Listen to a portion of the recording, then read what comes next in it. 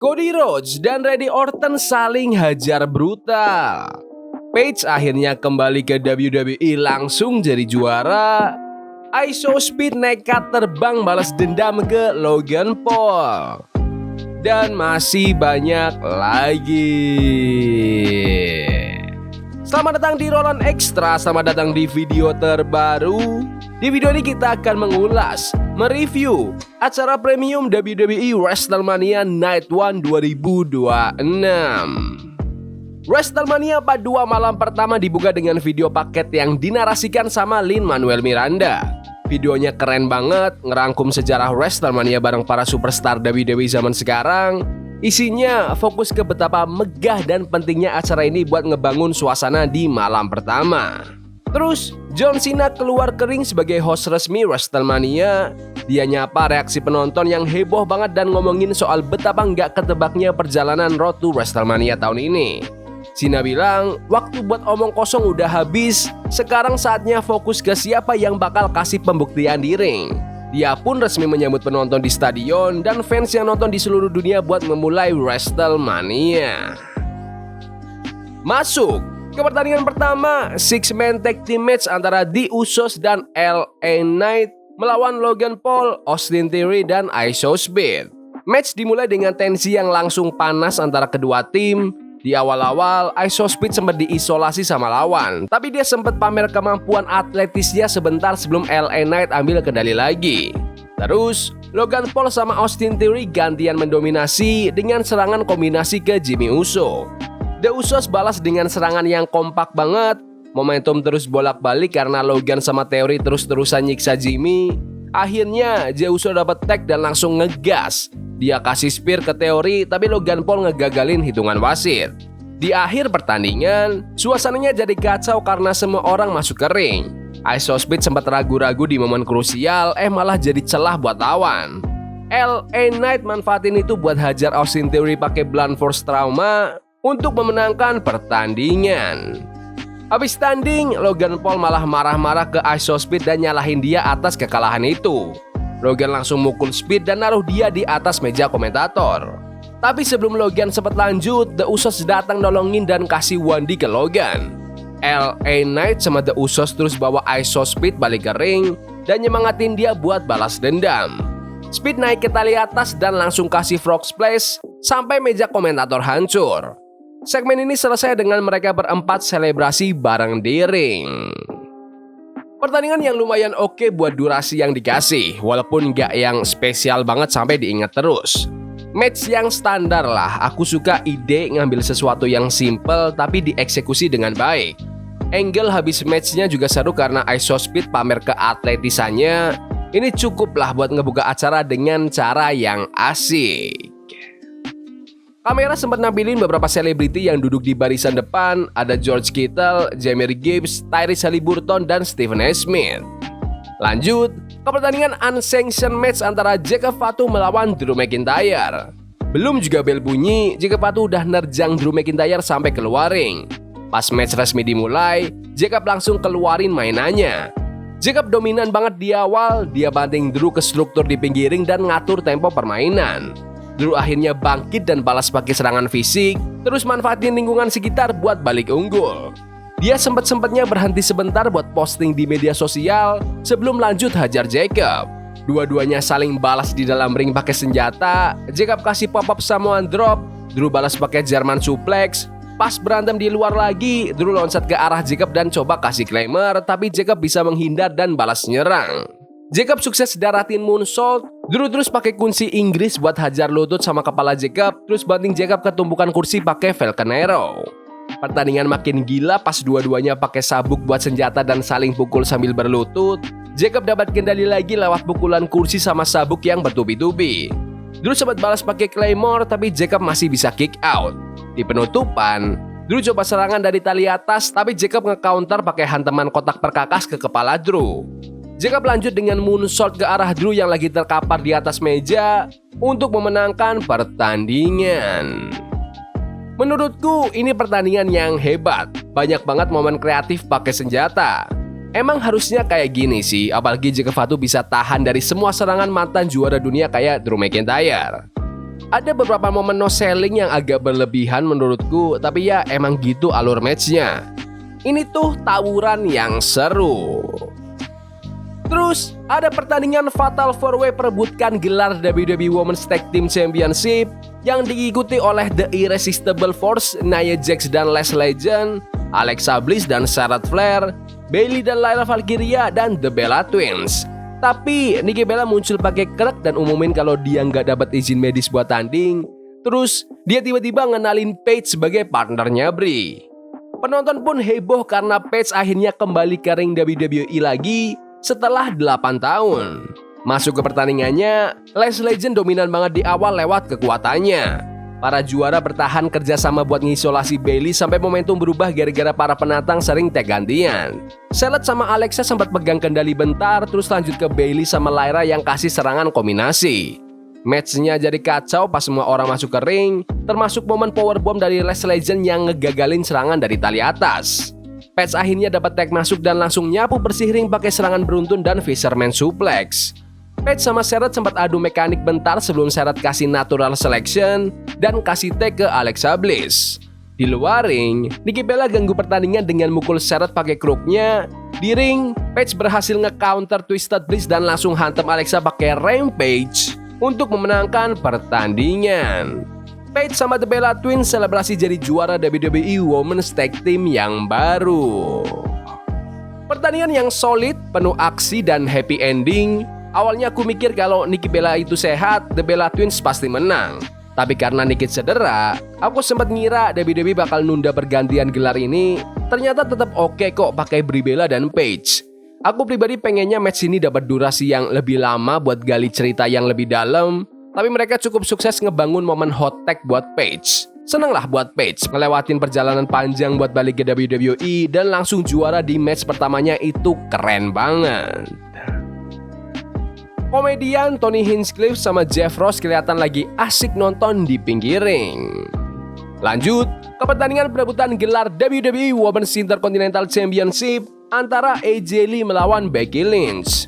Di awal match, AJ Lee banyak nge-counter serangan Becky dan tendang dia keluar, tapi Becky balik unggul setelah kasih follow-away slam ke pagar pembatas.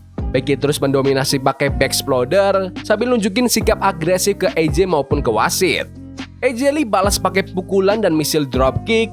Dua-duanya saling adu counter dari kunci-kuncian sampai jurus pamungkas. Becky coba main handle slam, tapi AJ bisa lepas berkali-kali sampai akhirnya AJ kunci Becky pakai Black Widow. Becky berhasil lolos dengan manfaatin posisi. Wasit mulai terlibat gara-gara sering adu mulut sama Becky. Di akhir, Becky ngebuka pelindung pojok ring dan jadiin wasit sebagai tameng. Becky pun langsung dorong AJ ke arah besi pojok ring yang kebuka, terus langsung dilanjut sikat main handle slam untuk memenangkan pertandingan dan kembali menjadi Women's Intercontinental Champion yang baru. Rasanya ini lebih cocok jadi main event di Raw daripada perebutan gelar di WrestleMania. Drama sama wasitnya sih masuk ke cerita, tapi jujur mereka berdua nggak punya chemistry yang begitu bagus di ring. Nggak tahu kontrak AJ Lee itu gimana, jadi mungkin ini cara WWE buat kasih gelar ke Becky lagi, sementara AJ bakal istirahat. Becky emang luar biasa, tapi ini udah ketiga kalinya dia juara Intercontinental. Match mereka di Elimination Chamber kemarin menurutku lebih bagus karena durasinya lebih lama. Agak kaget juga sih, 3 dari 4 match awal itu durasinya di bawah 10 menit. Ada lagi selebriti yang di absen, Chuck Zito, Terence Crawford, Fanny Marco, Conor Benn, dan George Kittle lagi. Masuk ke pertandingan antara Gunther melawan Seth Rollins. Sebelum bel bunyi, Gunther udah brutal duluan hajar Seth pakai dropkick, back suplex, sama powerbomb. Seth kabur ke pinggir ring buat pulihin diri sebelum balik nyerang pakai barang-barang di sekitar. Pas bel resmi bunyi, dua-duanya langsung adu pukul. Gunther hajar Seth pakai chop mouth-nya, sementara Seth balas pakai buckle bomb sama pedigree. Seth lanjut kasih stomp tapi Gunther masih bisa kick out. Mereka lanjut adu kunci-kuncian. Pertarungan berlanjut ke luar ring. Gunther kasih beberapa powerbomb, satu ke pinggiran ring dan satu lagi ke meja komentator. Seth gak mau kalah, dia kasih pedigree di atas meja dan stomp. Pas Seth lagi di atas angin, tiba-tiba Bron Breakker lari dan kasih spear mouth ke Seth. Bron langsung pergi pas wasit lagi ngecek kondisi Gunther. Gunther manfaatin situasi itu buat kunci set pakai sleeper hold untuk memenangkan pertandingan. Habis tanding, Bron Breakker balik lagi dan hajar Seth pakai spear sekali lagi di jalan masuk. Dia bilang ke Seth harusnya dia selesaiin Seth dari dulu. Paul Heyman pun muncul meluk Bron dan angkat tangan dia tinggi-tinggi. Pertandingan yang luar biasa. Emang butuh waktu buat panas, tapi akhirnya mereka benar-benar berantem gila-gilaan. Dua bintang ini emang yang terbaik di ring. Gunther menang itu oke banget, biar Seth Rollins bisa lanjut urusannya sama Bron Breakker. Syukurlah mereka dapat durasi hampir 20 menit karena match kayak gini emang butuh waktu. Gunther kayaknya lagi disiapin buat pensiunin Brock Lesnar di SummerSlam nanti, jadi dia butuh momentum ini. Keren sih, walaupun awalnya agak pelan. Pengenalan kelas WWE Hall of Fame tahun ini. Ada perwakilan buat Hulk Hogan sama Andre the Giant, keluarga Bad News Brown, Dennis Rodman, anggota Demolition, sama keluarga Psycho Sid Vicious. AJ Styles sama Stephanie McMahon juga kelihatan hadir di situ. Langsung aja kita ke pertandingan perebutan gelar Women's World Championship antara Stephanie McMahon melawan Liv Morgan. McMahon mulai dengan sangat agresif, dia langsung dominasi dan banting Liv ke pagar pembatas. Liv bangkit dan kasih sunset flip powerbomb, lanjut serangan beruntun sama Three Amigos. McMahon dapat kendali lagi lewat Meteora dan Devil's Kiss, terus lanjut Lung Blower. Dua-duanya saling adu jurus masing-masing. Liv sempat kasih Code Breaker dan coba Oblivion, tapi McMahon selalu bisa counter. Tiba-tiba Roxanne Perez ganggu wasit, bikin Raquel Rodriguez bisa masuk dan hajar McMahon. Liv langsung kasih Oblivion, tapi McMahon ajaibnya bisa kick out. McMahon terus hajar Roxanne sama Raquel sekaligus dan loncat nerjang mereka berdua di luar ring. Liv balik unggul pas dia banting McMahon ke tangga ring, terus kasih diving Code Breaker. Akhirnya, Liv daratin Oblivion terakhir untuk memenangkan pertandingan dan kembali jadi Women's World Champion yang baru. Dominic Mysterio masuk ke ring buat ngerayain bareng Liv dan The Judgment Day. Liv teriak kalau dia adalah juara dunia wanita terhebat sepanjang masa. Pertandingan yang bagus dan hasilnya emang udah ketebak, tapi sayang banget durasinya cuma bentar. Aku ngarapnya itu dapat 15 menit lebih. Rasanya kayak kepotong, nggak tahu kenapa. Padahal aksinya seru, tapi kelihatannya tuh kayak buru-buru banget, jadi mereka nggak punya waktu buat explore ceritanya. Tapi ya, Liv Morgan emang lagi keren belakangan ini, jadi ini tuh kayak panggung buat penobatan dia sih. John Cena balik ke ring dan umumin kalau jumlah penonton malam ini mencapai 50.816 orang dan bilang makasih ke para fans. Terus tiba-tiba aja Bianca Belair balik lagi setelah absen sejak WrestleMania 41. Dia bilang makasih atas dukungan fans dan bilang kalau WrestleMania selalu punya kejutan. Kejutannya adalah Bianca ternyata hamil. Cena langsung kasih selamat dan makasih karena Bianca mau bagi momen itu di sini. Para penonton pun bersorak ceria untuk Bianca Belair. Happy banget buat Bianca Belair sama Montez Ford. Pasangan yang keren. Bayangin aja anaknya bakal seatletis apa nanti. Semoga lancar kehamilannya. Pasti kangen lihat Bianca ada di ring, tapi ini alasan yang bagus banget buat absen sementara. Selain cedera jari yang dia punya tahun lalu. Sekali lagi, selamat buat Bianca Belair. Waktunya main event. Pertandingan perebutan gelar Undisputed WWE Championship antara Cody Rhodes melawan Randy Orton. Pat McAfee masuk ke ring sambil ngejek penonton dan puji-puji Randy Orton sebagai standar gulat pro yang bakal jadi juara 15 kali. Randy Orton pun masuk, terus Cody Rhodes masuk dengan video refleksi karirnya sebelum nyapa keluarganya di pinggir ring. Pas pengenalan dimulai, Pat McAfee ambil mic lagi dan ngoceh kalau Randy adalah penyelamat bisnis ini. Pertandingan segera dimulai, tapi sebelum bel bunyi, Pat McAfee langsung nyerang Cody. Cody sempat dikeroyok berdua, tapi dia bisa lawan balik. Cody kasih crossroads ke Pat dan ditaruh di atas meja komentator. Tiba-tiba, Jelly Roll muncul dan loncat pakai sikutnya ke arah Pat sampai mejanya hancur. Pat diangkut pakai tandu dan match pun lanjut jadi 1 lawan 1. Pas bel bunyi, Randy sama Cody saling tukar serangan dan dihajar pakai uppercut sama serangan fisik, sementara Cody fokus nyerang punggung Randy yang cedera. Cody benar-benar nyiksa punggung Randy sepanjang match. Randy dapat momentum lewat superplex, tapi kelihatan banget punggungnya sakit. Cody makin beringas nyerang punggung Randy dan bikin dahi Randy berdarah. Pertandingan makin panas pas dua-duanya keluarin jurus. Cody balas pakai RKO juga, terus Randy kasih RKO lagi tapi Cody tetap nggak mau kalah. Pas lagi seru-serunya, Randy nggak sengaja kasih RKO ke wasit. Pas wasit pingsan, Cody nge-counter tendangan curang Randy. Terus Cody mau kasih Cody cutter, tapi Randy langsung tangkap pakai RKO di udara. Pat McAfee balik lagi pakai baju wasit. Dia hitung buat Randy tapi cuma sampai 2. Randy malah kesel dan akhirnya kasih RKO ke Pat. Cody jadinya manfaatin situasi itu buat kasih crossroads untuk memenangkan pertandingan. Habis match, Randy Orton malah ngamuk. Dia hajar Cody pakai sabuk juara terus kasih pancake. Randy berdiri di atas Cody yang terkapar sambil pegang sabuk itu pas acara selesai. Ya, makin ke akhir makin bagus sih, soalnya awalnya emang berantakan banget. Dan setidaknya Cody Rhodes udah nyingkirin Pat McAfee duluan di awal. Jujur, aku masih bingung ini ceritanya gimana atau logikanya di mana. Kayaknya WWE sendiri juga bingung. Rasanya kayak lempar aja semua ide kering biar penonton bingung bareng kita. Tapi untungnya di akhir jadi match yang seru kok, dan itu nyelamatin keadaan. Kreativitas yang agak unik lah buat WWE. Oke, jadi menurutku WrestleMania 42 malam pertama ini hasilnya campur aduk. Dibilang solid ya lumayan lah. Acaranya oke, tapi masalah klasik WrestleMania 2 malam itu rasanya jadi nggak lengkap kalau ditonton satu persatu.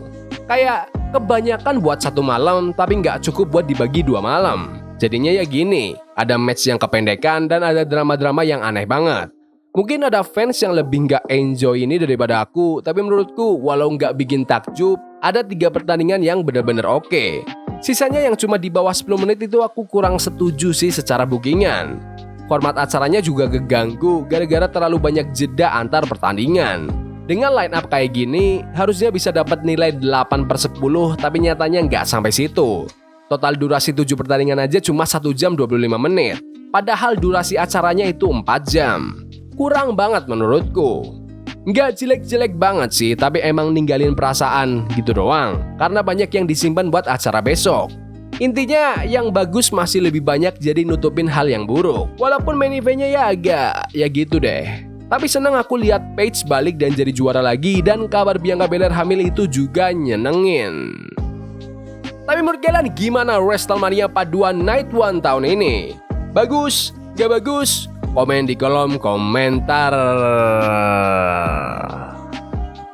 Ya udah gitu aja video hari ini. Jangan lupa like dan subscribe ke channel ini karena aku pengen 20.000 subscribers di bulan ini. Tolong bantu. Yes boy. See you. Love is a game we play incognito. Forbidden fire on Nico. Bunny for love we can hold. I wish we were